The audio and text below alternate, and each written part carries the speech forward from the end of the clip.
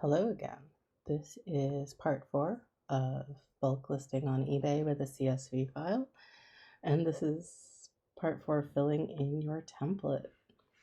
I know, this is where it gets good.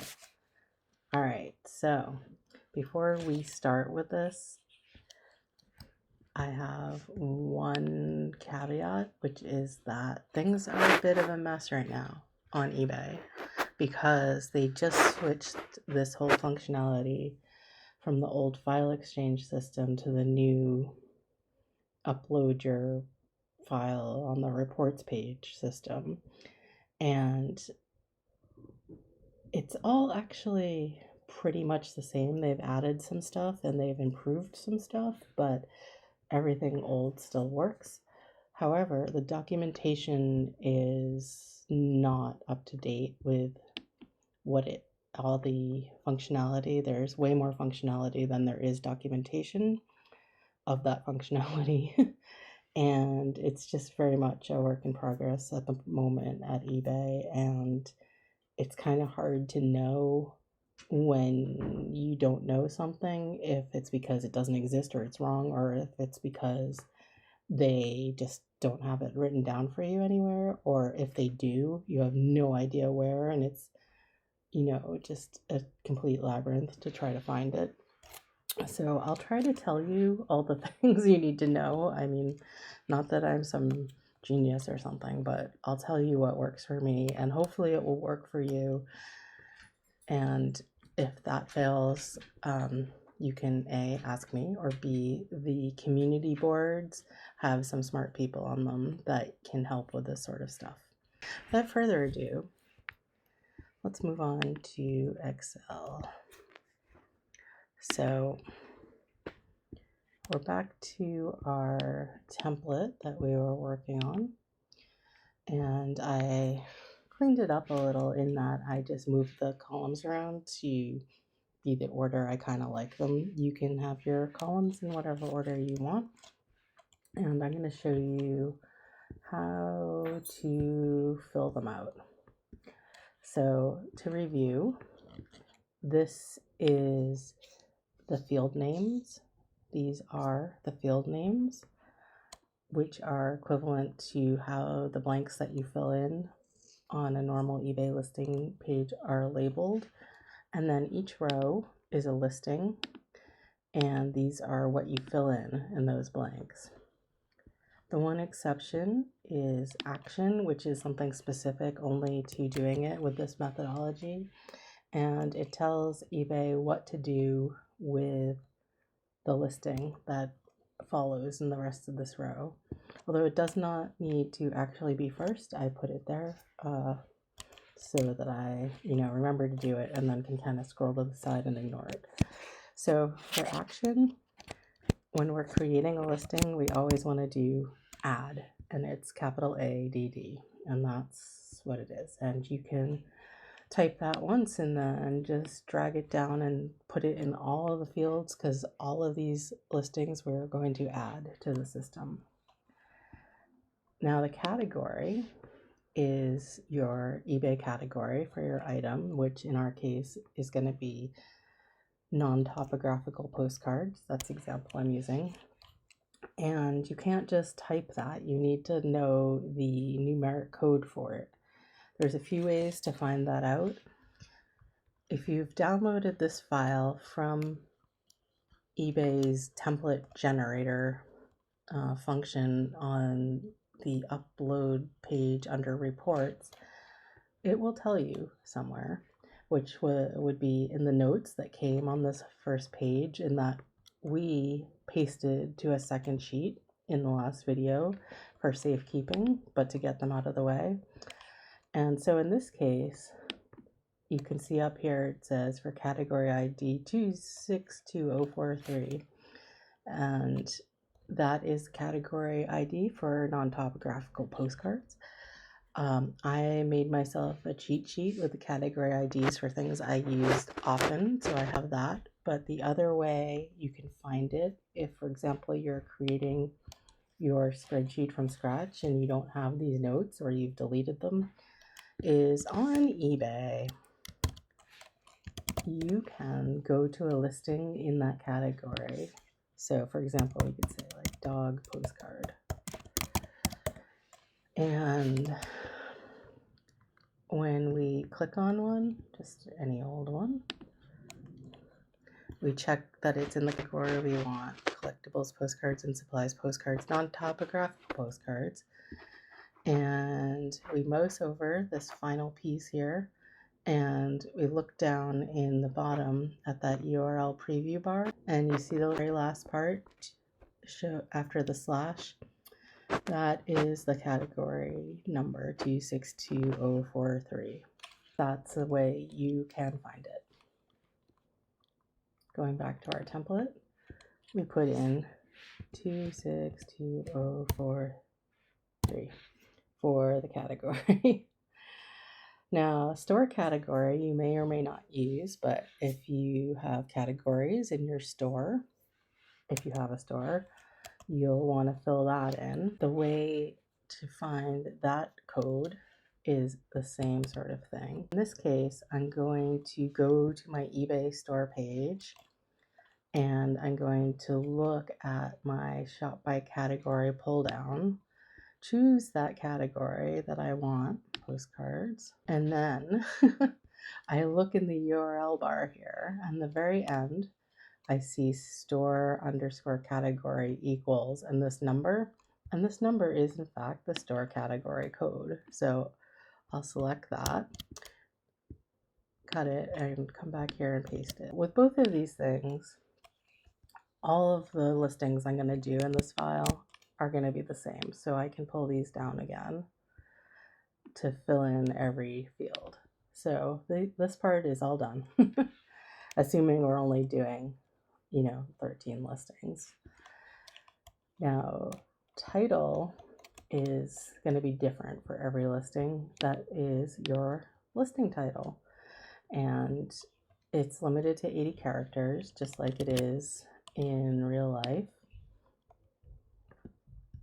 This thing, real life being individual listings, and you type it just the same way you would. Now, my little trick, if you want to make sure you have not exceeded your 80 character limit, is to use a formula to count characters in Excel or whatever you're using. And I'll show you how to do that. So in normal scheme of things, we just type our title for our vintage postcard right in there, and you can make this longer if you want more space.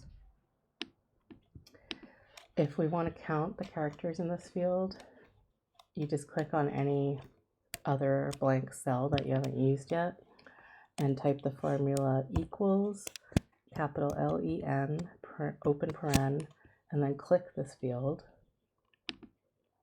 and then close paren and return, and you'll get the character count right here, which is 30. So we're good. And I'll do that again. You do equals LEN for length, open parentheses, and then you can just click here to get this cell in there, or you could actually look and see it's D2 and type D2, and you can actually hit return at this point without closing the parentheses, and you get 30.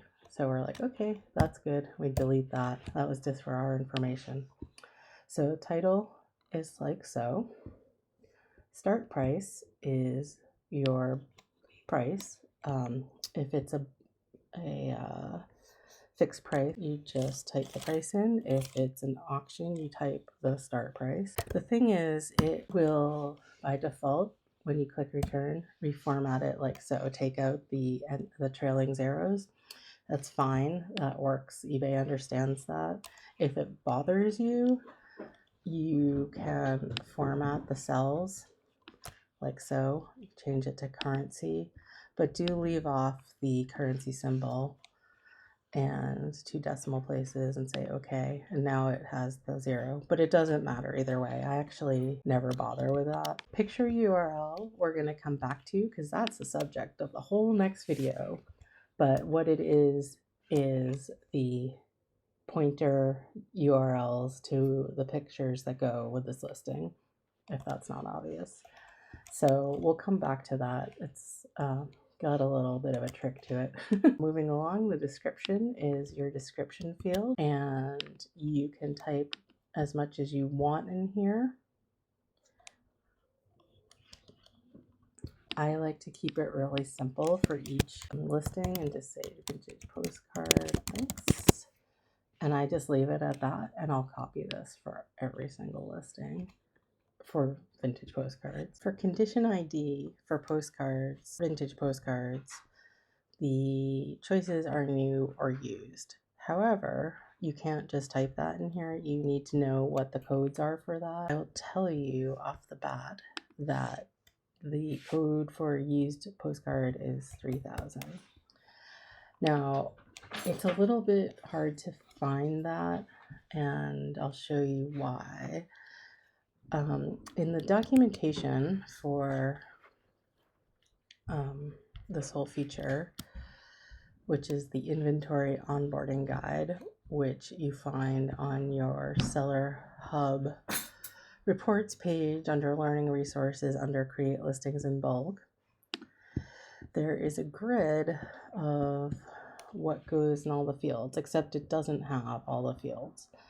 And it does have the condition ID field, except it doesn't tell you what the numbers represent for some reason. I assume this is just because it's a work in progress. So this is a required field. The field is a numeric value used to denote the condition, blah, blah, blah. It can vary depending on the category, and possible values include these numbers. It tells you that the condition to get the condition ID for a specific category. Look at the notes in the separate tab on your template that you downloaded for that category. And you'll remember when we downloaded the template for that category, the notes were in fact not on a separate tab. They were on the first page, but we pasted them to a separate tab. So we'll go look at that, and we look at all this stuff, and then down at the bottom it says condition help page, and it's not even in here. We have to go to this page, and this is actually in the developer reference documents. We're gonna grab this URL and paste that in, and then we get this is part of the eBay Developers Program API reference. Don't get scared, it's just a chart, and we can look down in here and see that these are the conditions, and 3000 is used, and this describes the used parameters, just like you might see in the notes on your listing sometimes. For postcards, we can use used. You can also use 1000 new, but for vintage postcards, that's just like not gonna happen. 3000 it is. That's what I mean about the functionality being a little bit hard to find the documentation for. I'm gonna use 3000 for all of mine. Format, this means is it an auction or a fixed price? In this case, it's fixed price, and the way that you indicate that is by typing it like this, fixed price, all one word, camel case, so the P is capitalized. If it were an auction, you would type auction, spelling it correctly.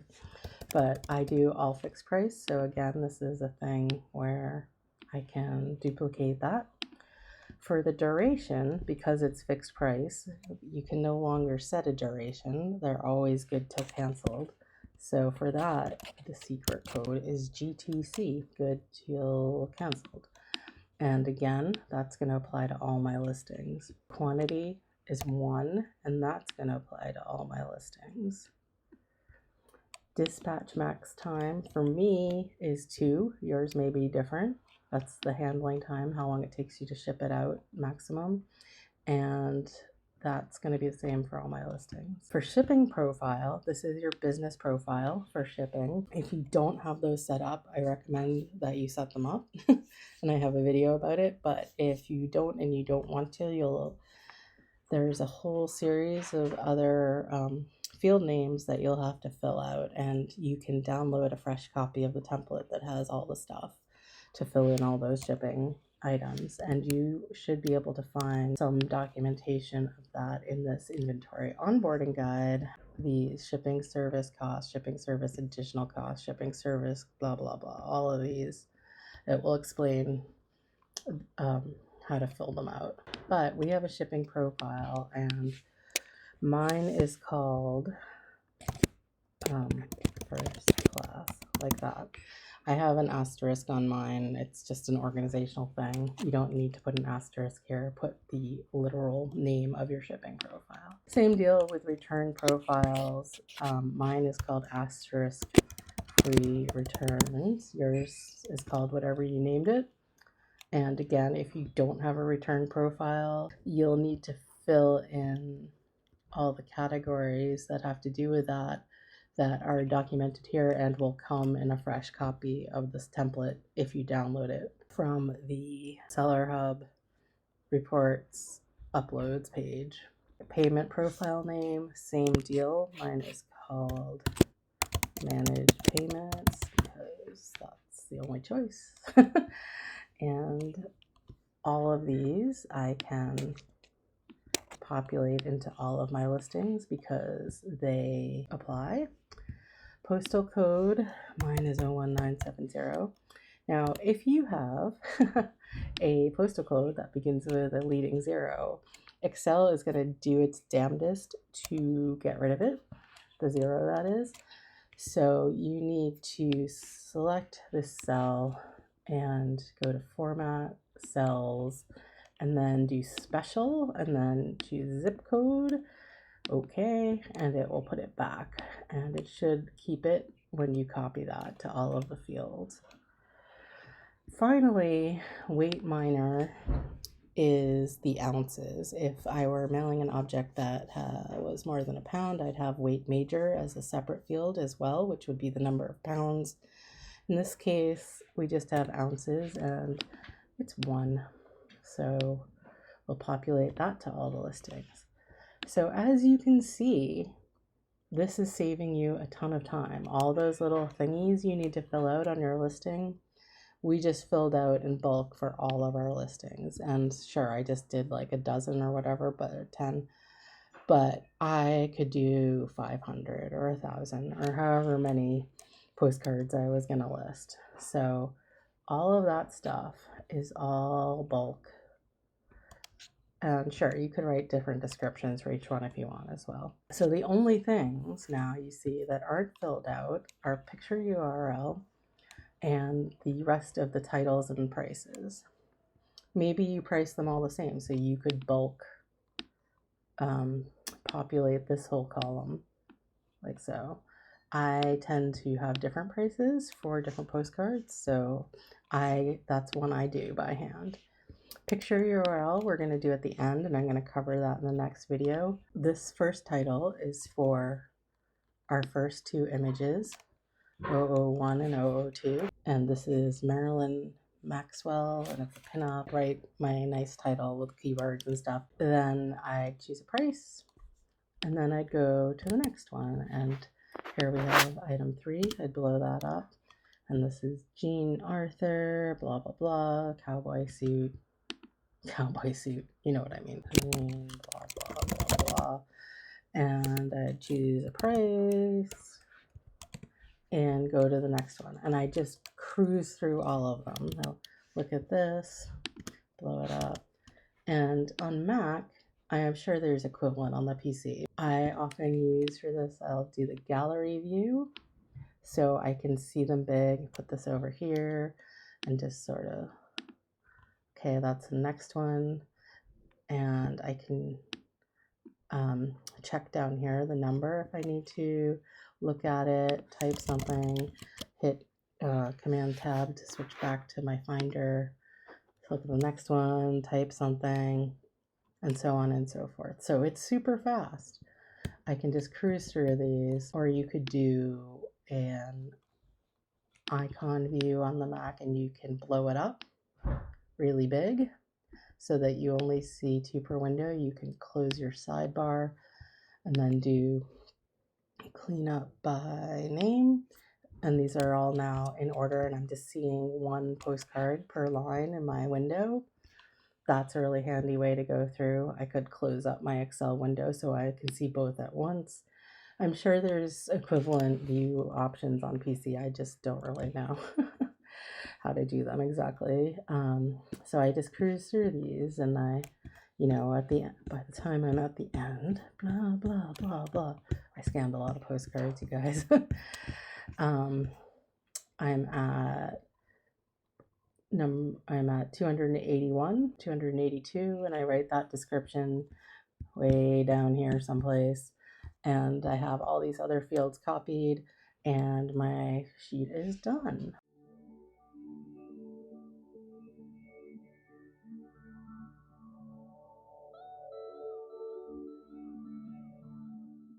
And that's all there is to filling out the sheet. I mean, maybe that's a lot. And it isn't all there is, because they have to come back and do these, and I'll show you that in the next video. Since we opened this from a template, we'll do a save as, and just save it as whatever you want. You do ultimately, in the last step before you're uploading, if not before, want to save it as a CSV file instead of Excel or Pages or whatever you're using. So CSV.csv, and you'll save that on your desktop wherever. All right, come back for the next part, and I hope this is helpful. Thank you, and take care.